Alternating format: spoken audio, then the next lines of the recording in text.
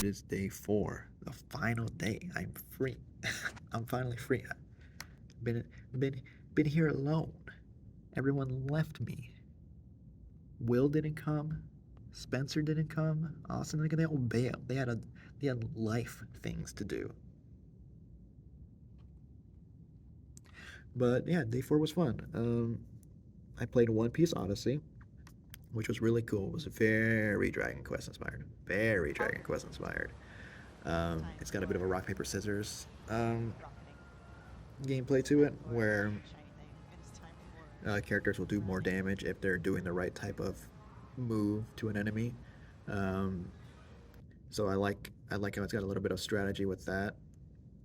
But what really took my interest was when you're into a battle, your party might be split up. So like there was a point where Usopp was ambushed by some penguins, and so he was surrounded by a bunch of penguins who were attacking him. But the rest of the crew were split off from some just regular little monsters. So I had to beat those monsters in that little area that I was in before I could get to where Usopp was and help him with the penguins. So there's a bit of an interesting like mechanic with that where it's like narratively splitting the party in the same fight and like making you fight in these different little zones before they can meet up together.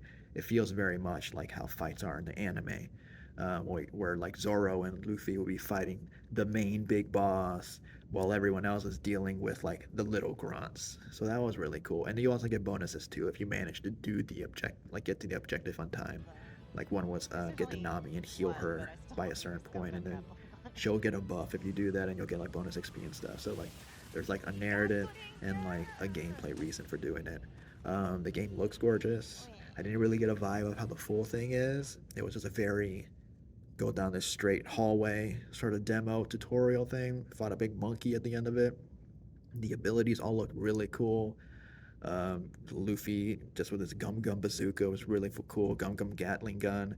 Um, Robin's abilities are really cool. She does one where she like summons 4 gargantuan arms and like punches a dude in the ground. That was really cool. I like how chatty the crew was when you're walking around the area. Like everyone's just speaking up about something, which was nice to see. Because Guardians of the Galaxy did that very well, where everyone was just the party was very chatty the whole time, and so it's nice to see that here, um, with what would be an equally chatty group of people.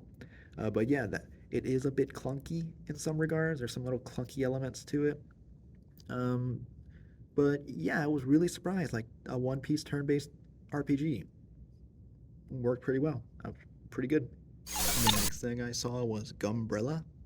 Um, it's in the name. You've got an umbrella that functions as a gun. You can use it to shoot.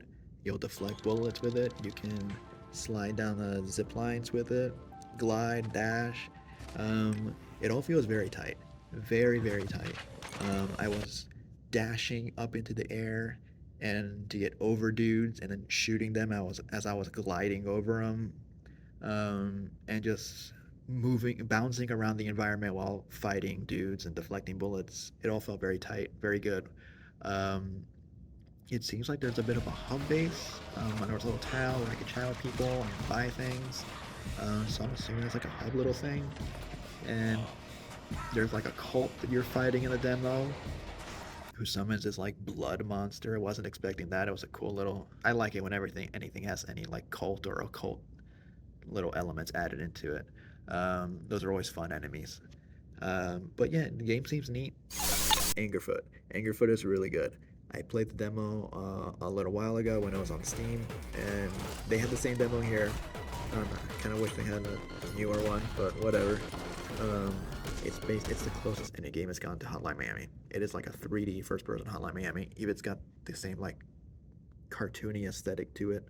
You play as a dude who you kick this with your foot. When you kick the door just explode forward violently. It's awesome. There are guns to pick up. The soundtrack is so good. It's just thumping in your ears, and it just heightens the already absurd game. It's a lot of fun. I, I genuinely cannot wait for this to come out next year. This one's gonna be a lot of fun. You can get new sneakers that add modifiers. Like I got one that makes it so when you kick in the doors they explode, which perfect, amazing, beautiful. So I don't usually fuck around with mobile games too often, but I played The Walking Dead Allstars, and when I play a mobile game, I'm looking for something that's just to kill time. I'm waiting in a line for a coffee. I'll pull it out, right? That's when I play a mobile game. And this was neat. This was that. You have your. It's based off the comics, not the show. Um, and you have your. You collect survivors to do missions. It's got like a grid-based system where you've got your dudes on this side and then the enemies on this side, and like you strategize where to put your dudes. So like you want the beefy boys up front because they're gonna take the hits first, right? And you want the long range weaker dudes in the back of the row. So it's got a bit of a strategy of placing your units, and it's an idle game. So like when you're not playing, your survivors are just killing zombies and leveling up and everything while you're sleeping. And then there's a PvP element where you can like create a crew to um, go and attack other players' camps. And then there's a dungeon element where daily there's one dungeon per day where you can go in and get as far as you can before you die. And that's daily. And what I really liked about the game is that I hate it when idle games, because I like playing idle games, but I hate it when idle games have like the energy limit, where it's like, oh, you can't do this for a couple hours, or pay us money and you can do it again. This doesn't have that. I was told the only way that could happen is if you straight up are just too under level to beat a level. So you just have to go do missions and level up some more before you can go back and play that level and beat it. So like I really appreciate that there's no like paywall for playing the game, which is my pet peeve for mobile games. But yeah, it seems really neat. The last game I checked out today was Infernax. Really cool. I didn't realize it was already out, but it's like Castlevania and Zelda 2. Um, I don't get the Zelda 2 reference because I didn't play it, but I play Castlevania, and it's very much that. It looks really cool, plays very well. It's got a great sense of humor. Like it's serious, but it's got a sense of humor about it itself. Um, it's got a bit of a morality system where you can make choices in the game, and it'll affect the story and everything. And yeah, no, I was really impressed with that. I talked with one of the developers, and he was very nice, walking us through like the writing process of it and everything. And yeah, I definitely am going to check this game out. It looks really cool. It looks like a fun time, perfect Switch game.